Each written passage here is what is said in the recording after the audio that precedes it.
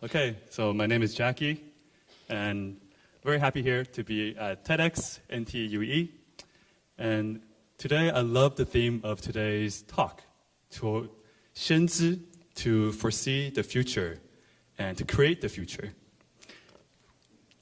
So today's talk is going to be about embracing the darkness, finding your stars through hardship. So this is a photo I took maybe 7 years ago at Machu Picchu. We were hiking through the mountains in the late, dark night, and when we look up, we saw this beautiful, beautiful galaxy of stars. And we realized that you're only able to see the stars so brightly because the night was completely dark.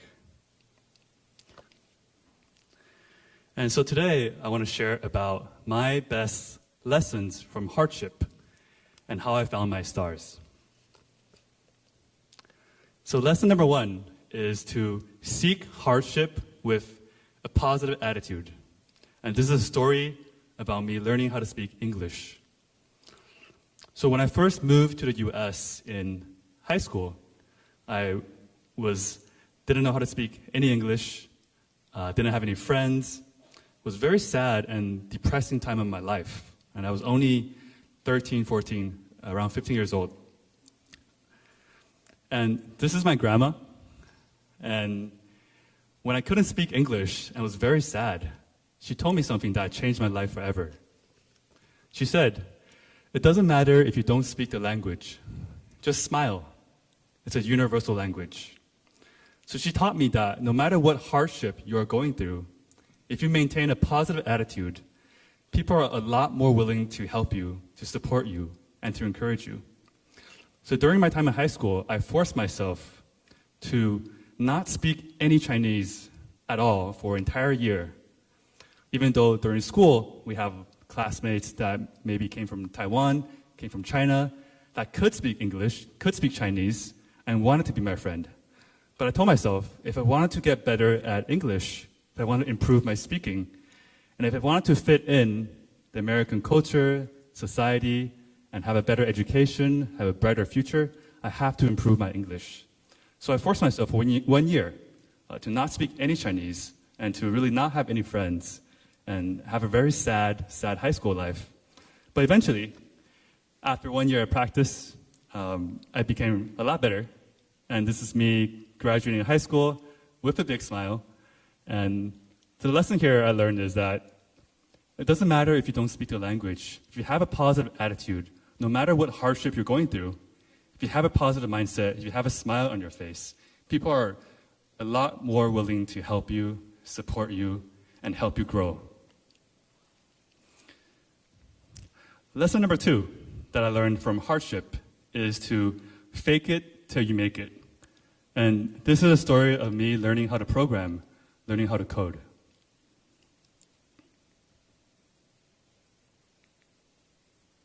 So after I graduated high school, after I graduated college, I started working in the US. It was my dream to live in the US and work in the US. So I started working at a job doing sales. But I hated sales. I didn't like the job, the pay was very low, and I just didn't enjoy the environment. And I had to drive a long time every day to go to work. And something happened. When I was driving to work one day, I completely crashed my car, and my car was completely destroyed. And I think I almost died, but luckily I survived. And at the same time, my dad got really sick, so I had to come back to Taiwan to give up my job, give up my life in the US, and move back to Taiwan to support my family, be with my family, even though I really wanted to stay in the US and pursue my dream.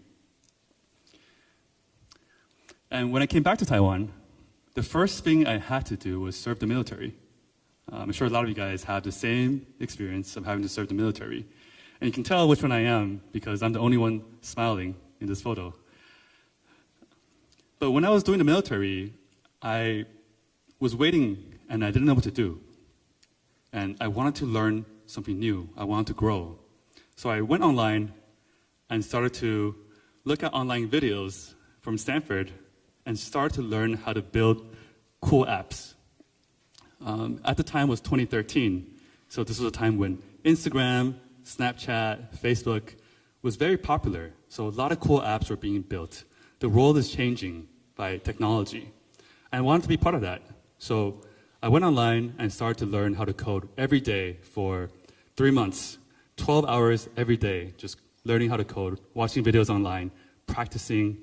And I eventually made a few fun, silly, useless apps on my own just for fun. And then I started to interview for jobs in Taiwan, even though I got rejected every time because I didn't know anything. I have no background, no education, no experience. I just had my own laptop, my own silly little games. And so I took a very proactive approach. I would submit my resume to HR, and I would call them and tell them, hey, I just submitted a resume, I want to go for an interview. And most of the time, the HR will be very shocked, because no one does that. But they're also very surprised. And when you take a very proactive, positive attitude, people are a lot more willing to help you.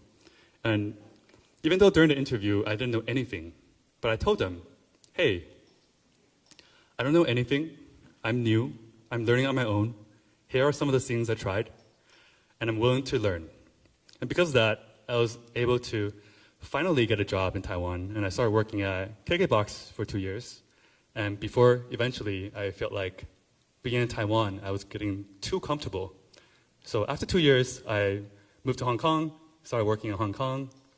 And after a few months, I felt like, Hong Kong is great, but as an aspiring software engineer, I wanted to be in Silicon Valley. I wanted to be where all the tech is happening. I wanted to resume my dream to work and live in America. So I booked a one-way ticket back to the US, and I spent about 2 months living on my friend's couch, and every day practicing how to interview, practicing, interviewing. And at first, I also got rejected a lot. And I kept practicing, I kept interviewing, and eventually I ended up working at Instagram in New York City. And time flies, and I moved to New York, and I worked there for 5 years.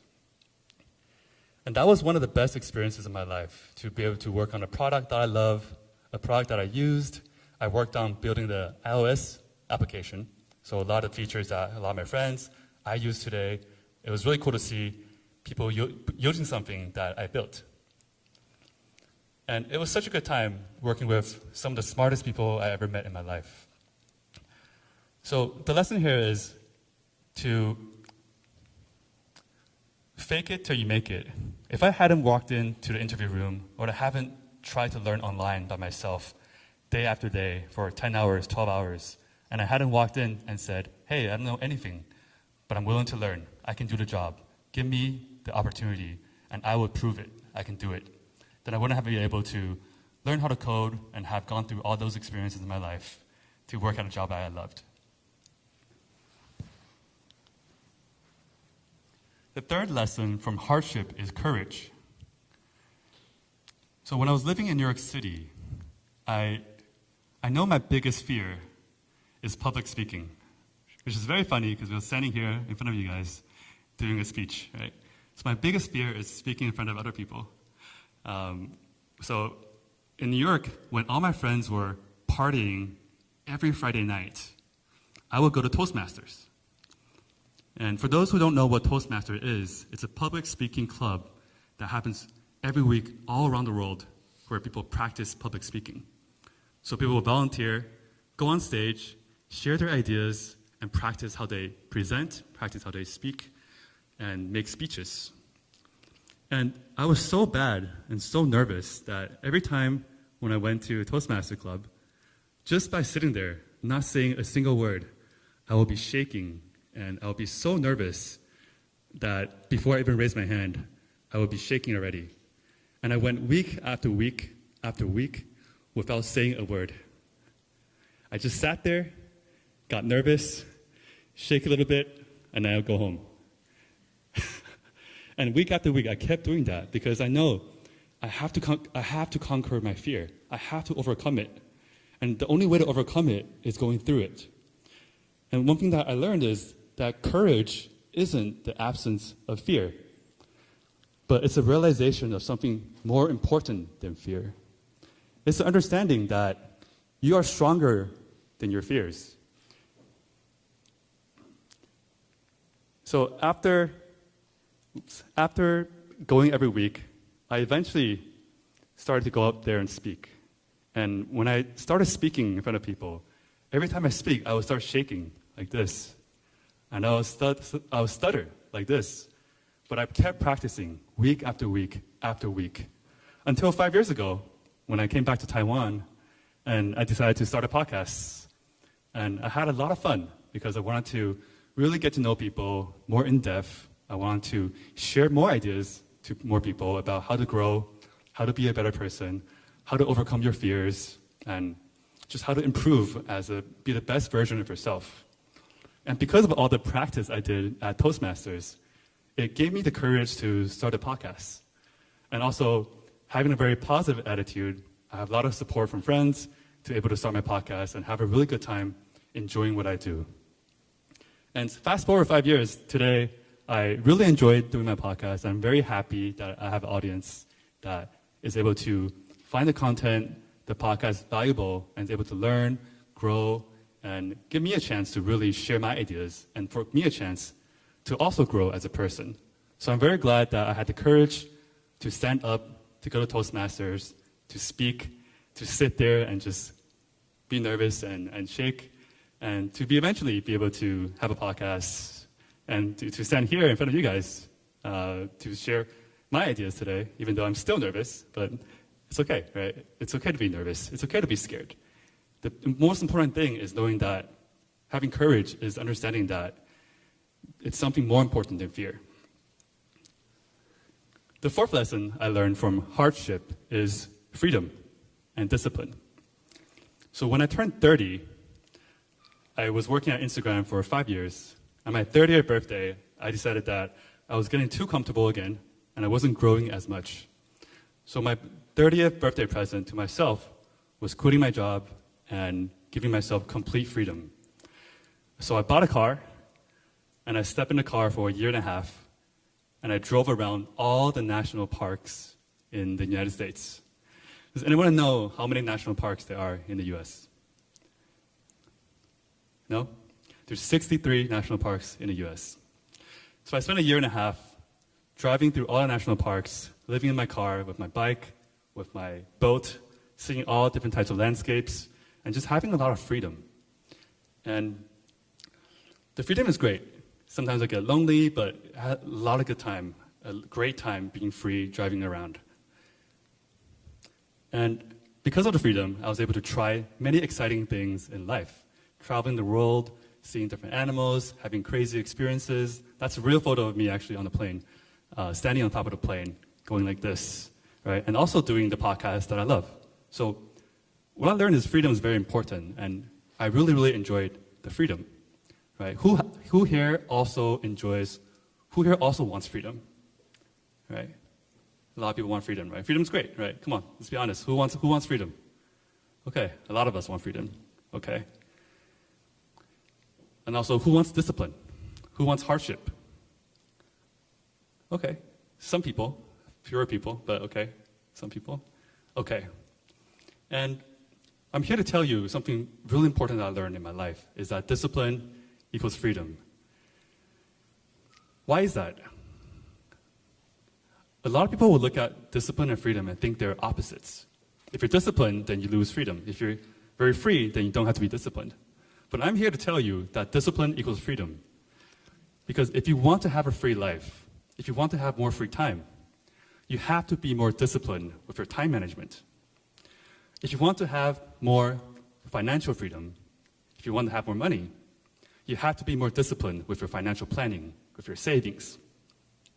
If you want to have the freedom to move around and be healthy when you're old, you have to have the discipline to wake up early, to exercise, to sleep early, to make healthy choices and healthy habits.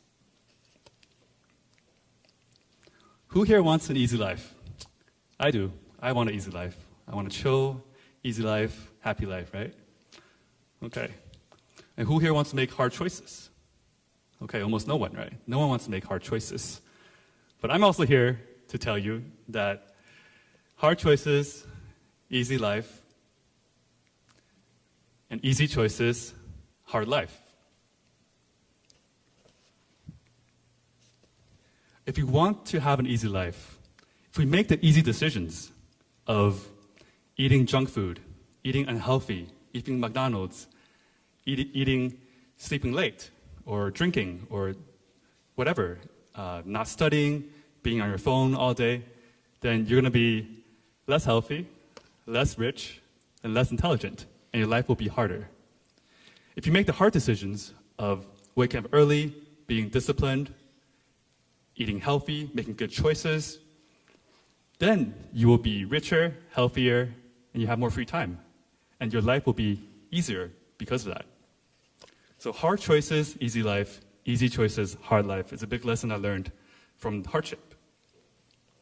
So with all of that experience, and what I really want to say is what you truly want is always, always on the other side of comfort, hardship, and challenge. And today, we live in a world of instant gratification. It's so easy to just take out your phone, sit on the couch, be lazy, do nothing, waste time, get anything you want. But it takes a lot to face hardship. So I hope everyone here has the courage as you enter society, as you grow up, to face hardship, and also the discipline to seek hardship.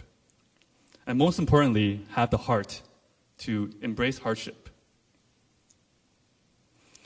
One of my favorite quotes from Musashi, who was Japan's most famous samurai warrior back in the day, he said, "Please test me with hardship. Let me become the greatest swordsman in the land, or let me die." Okay, I think this is so powerful because here he says, please test me with hardship. So he's not accepting hardship. He's asking for it. He says, please test me with hardship so that I can become the greatest, the best version of myself. And I think this is so powerful because once we ask for it, once we seek it, now we take back control of our life. Instead of hardship coming to us and hardship controlling our lives, we say, please give me hardship. You take back control of life instead of your life controlling you. So I hope everyone here can find your darkness through hardship and discipline, and because of that, find your stars of freedom and growth. Thank you.